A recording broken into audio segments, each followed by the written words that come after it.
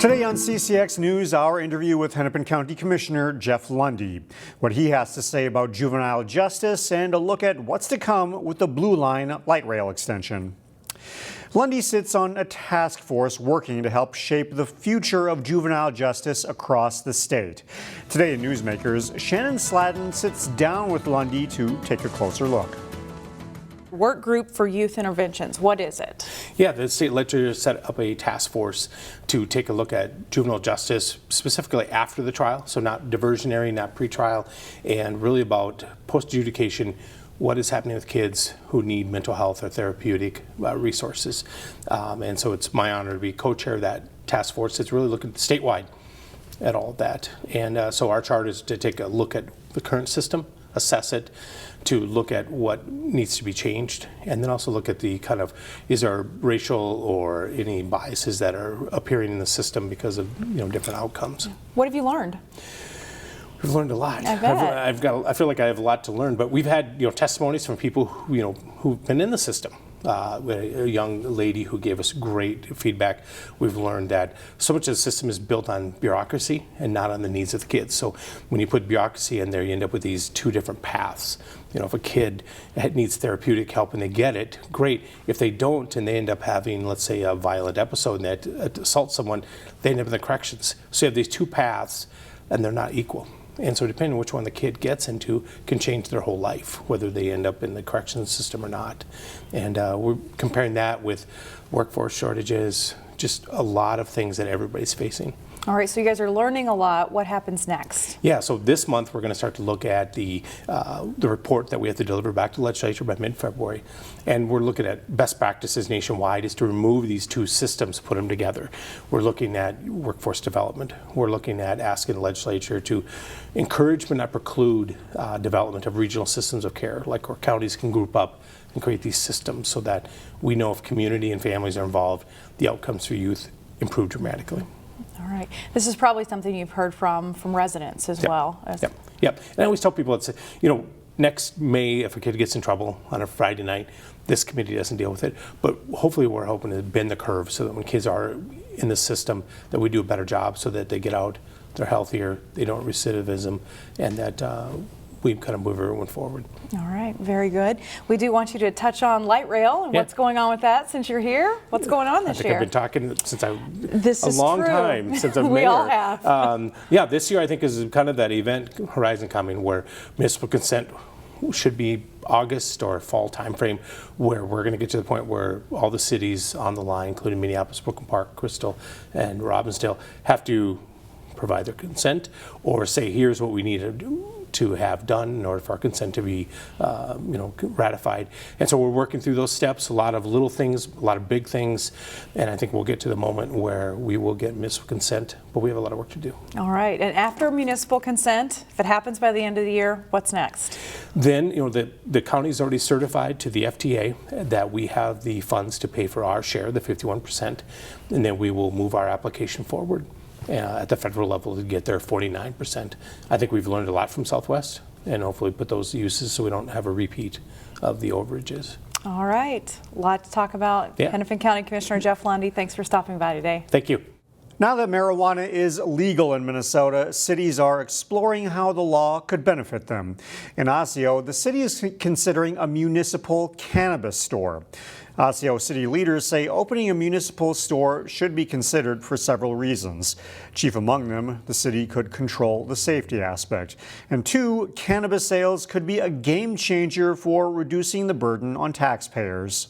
And that, for me, that was one of the big things in originally suggesting this was an opportunity. Before you got here, we were always really constantly trying to find different ways to create revenue in a respectful manner that could offset the tax burden to the residents. If that wasn't a huge priority, I don't know that I would be as excited and adamant about this moving ahead. The city would need to apply for a license to sell cannabis through the state's new Office of Cannabis Management. Ice castles in Maple Grove are finally here, roughly a month later than organizers had hoped.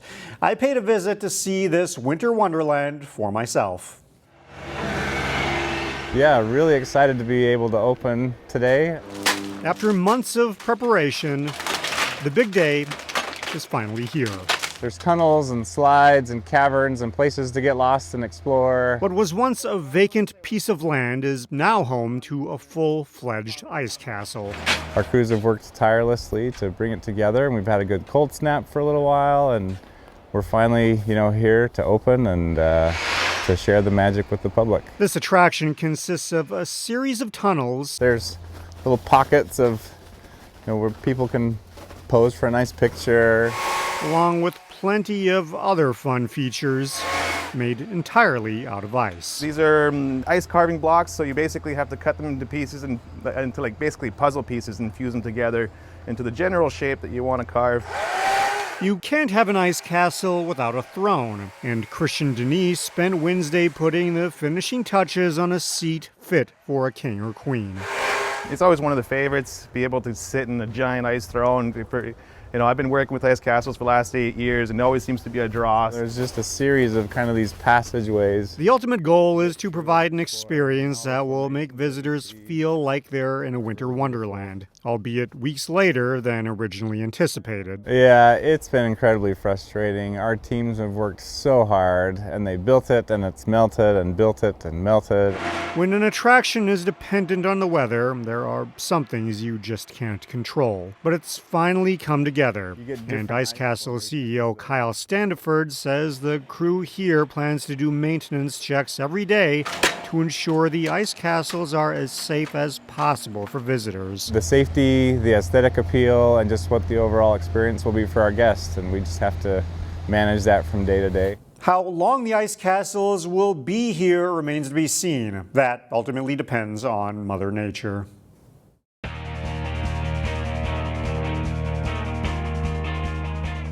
It's not always the very elite athletes that we feature here in our CCX Sports Spotlight. This week, for instance, we highlight a Champlin Park High School junior who excels in the classroom, is a leader in the gym, while also making rapid improvement in her sport. Nice! Theresa Ung came to her first high school gymnastics practice over 2 years ago with very little training in a very difficult sport. Then a freshman at Champlin Park, her background was as a rec gymnast at Twin City Twisters. Many of the athletes she competes against in high school come out of a full club gymnastics background. I wasn't really planning on joining at first, but then they were like, why don't you try it? And I tried it, and I really like it. The main thing there is just her work ethic. She's also, highly intelligent, so she's able to take the feedback and kind of process it, and she's getting some of that daring that you typically see in the higher level club kids. And again, a kid that came from really no extended club experience that's competing with club kids with quite a bit of experience, that's pretty impressive. Theresa had two older cousins compete for the Rebels, Leanna and Melina. They helped her a lot in the transition into high school gymnastics. Melina especially, she was able to help me just kind of get all the routines put together and just the beginner skills that I needed to compete. Theresa competes as a varsity level all-arounder. Though she counts balance beam as the toughest of the four events, it may be her best. She finished 5th in beam at the recent MGGOA meet. It kind of it gets my nerves going, but I've been really pushing myself, and I finally got the skill that I've been wanting since freshman year, which is I think that's a big improvement. Her favorite event? Floor exercise, for which she came up with a new routine for the season. Just because I've been able to improve so much this year on it, and I like having the music and just dancing with it and tumbling too. And last year I took my cousin's routine, and this year I decided I just wanted something that I'd be more comfortable to dance to. Away from the gym, Theresa is truly a scholar. A straight A student, she is ranked in the top 5 in her class. I try really hard on academics. I just say when I'm at school, I have to focus on school. That's just, I just try my best when I'm at school, and then after school hours, it's kind of I can just release and then do gymnastics. After high school, she plans to enroll at the University of Minnesota to study something in the science field. For now, she is loving her time in high school and is finding a lot of joy as one of the captains of this team. I just like being able to lead the team, and like you have to show that you're a hard worker and that you're a positive person, and that's what I do. It has influence on the younger girls, and we start talking about like the Go for Gymnastics meets and the upcoming Olympics, and you know, it's just fun to have another person there that builds into that excitement that I have around those things. So. Yeah, I really like it. It's really fun. I think it's fun to just get to enjoy it with doing what I love with the people that I like to be with.